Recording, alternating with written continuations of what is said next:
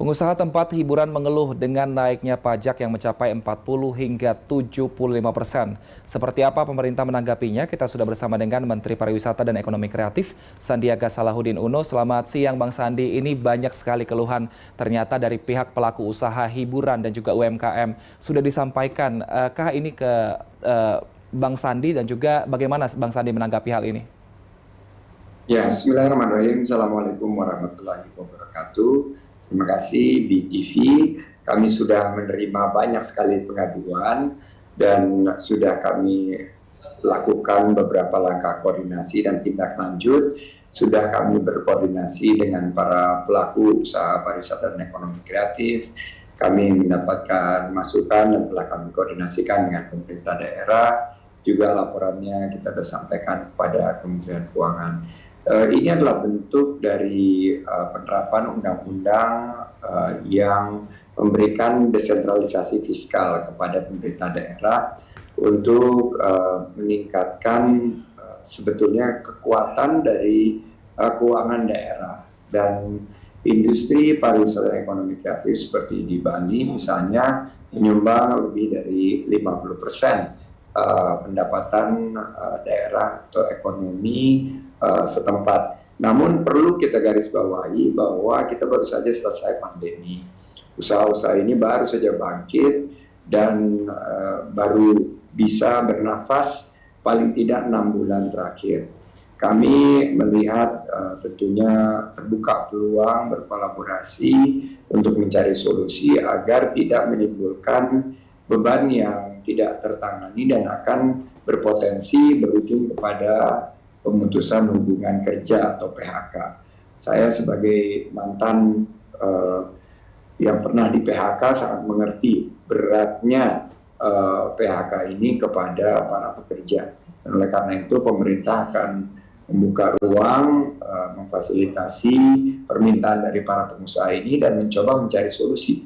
Karena solusinya ternyata jika kita duduk bersama-sama dan kita pastikan narasinya ini positif keluar, sehingga industri pariwisata dan ekonomi kreatif ini akan terus bisa menjadi tulang punggung terbukanya peluang usaha dan lapangan kerja. Niat pemerintah adalah bagaimana memaksimalkan penerimaan negara yang tidak memberatkan kepada pengusaha, tapi justru membuka peluang agar pengusaha ini bisa mengambil peluang untuk mengurangi dari sisi kos. Misalnya nih, sebagai yang bisa kita garis bawahi, selama ini banyak pengusaha hiburan yang dibebani biaya-biaya pungutan-pungutan, baik yang mereka bisa bukukan di dalam pembukuannya atau pengeluaran yang tidak bisa dibukukan, seperti misalnya pungutan-pungutan yang berkaitan dengan keamanan, berkaitan juga dengan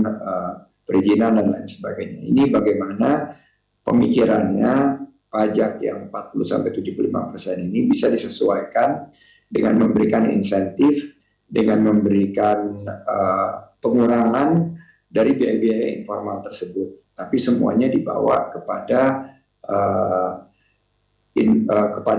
formalitas daripada pembukuannya. Itu yang pertama. Yang kedua, bagaimana kesempatan uji materi atau judicial review yang sekarang dilakukan oleh MK ini terbuka peluang masukan dari pengusaha, dari semua stakeholders agar kebijakan nanti di pemerintah daerah ini tidak akan berdampak negatif dan tidak akan berpotensi untuk menutup usaha-usaha tersebut yang akhirnya nanti yang sangat kami jaga jangan sampai tercipta PHK-PHK yang meluas di destinasi pariwisata.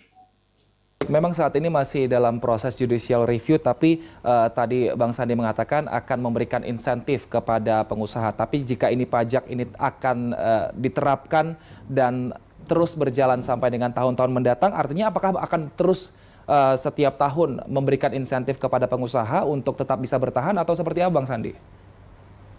Kita harus hadir. Pemerintah harus pastikan kesejahteraan masyarakat yang diperoleh dari lapangan kerja yang diciptakan oleh sektor pariwisata dan ekonomi kreatif. Seperti kita ketahui, sektor ekonomi pariwisata dan kreatif ini menciptakan 6 kali lipat lapangan kerja dibandingkan sektor-sektor lainnya untuk setiap investasinya. Jadi hotel, tempat hiburan, maupun yang kemarin sudah bisa kami klarifikasi seperti spa, ini banyak sekali lapangan kerjanya. Dan oleh karena itu kita harus pastikan industri ini sehat, industri ini kuat, dan industri ini bisa semakin berkontribusi terhadap peningkatan PDB dari sektor pariwisata dan ekonomi kreatif yang kita targetkan 12-15% ke depannya. Pemerintah tentunya mulai bergerak dari industri ekstraktif menuju industri kreatif, dan di mana parekraf ini juga nantinya akan menjadi tulang punggung penciptaan 40-45 juta lapangan kerja yang semakin berkualitas untuk masyarakat kita. Jangan sampai pajak ini justru semakin memperberat kepulihan kita pasca pandemi, tapi justru membuka ruang agar sektor ini sehat, bisa berkontribusi kepada penerimaan negara yang nanti tentunya bisa membantu kegiatan pembangunan yang secara ekosistem juga akan meningkatkan jumlah wisatawan dan jumlah penerimaan dan penghasilan dari sektor parekraf kita. Baik, tapi jika dibandingkan dengan negara tetangga Singapura misalnya Bang Sandi hanya sekitar dan Malaysia hanya sekitar 10-15% untuk pajak hiburannya. Mengapa kemudian kita Indonesia meskipun pariwisata kita sedang naik daun, tapi mengapa akhirnya menaikkan 40-75%? Apakah memang penerimaannya hanya dibebankan ke pariwisata? Mengapa tidak industri lain juga yang dipilih untuk meningkatkan penerimaan daerah dan juga negara, Bang Sandi? Tepat sekali. Jadi di saat Thailand, Malaysia, Singapura ini beralih kepada fokus pariwisata dan memberikan insentif, narasi yang harus kita buat ini jangan justru kita membebani, sehingga akhirnya wisatawan bilang, wah kalau begitu daripada kita harus bayar yang terlalu berlebihan, ada opsi berwisata di negara lain yang menjadi pesaing kita. Nah, saya ingin sama-sama kita membangun sebuah narasi bahwa pemerintah akan memastikan bahwa industri ini bernilai tambah dan menghadirkan pariwisata yang berkualitas dan berkelanjutan. Bagaimana caranya?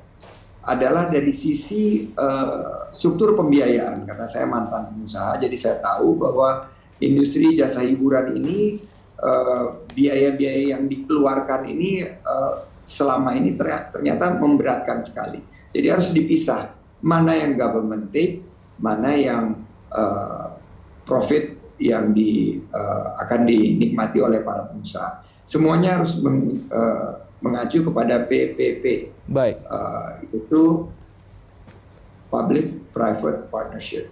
Jadi public private partnership ini kita harapkan bisa meningkatkan resiliensi atau ketangguhan dari industri ini, sehingga biaya-biaya ini yang quote unquote membebani bisa dialihkan menjadi biaya resmi sesuai dengan formalisasi atau hilirisasi dari industri parekraf kita. Baik, kita harapkan semoga ada solusi dari pemerintah di mana pajak ini juga bisa meningkatkan penerimaan daerah tapi juga tidak membebani para pengusaha. Terima kasih Sandiaga Salahuddin Uno, Menteri Pariwisata dan Ekonomi Kreatif telah bergabung bersama kami. Sehat selalu Bang Sandi.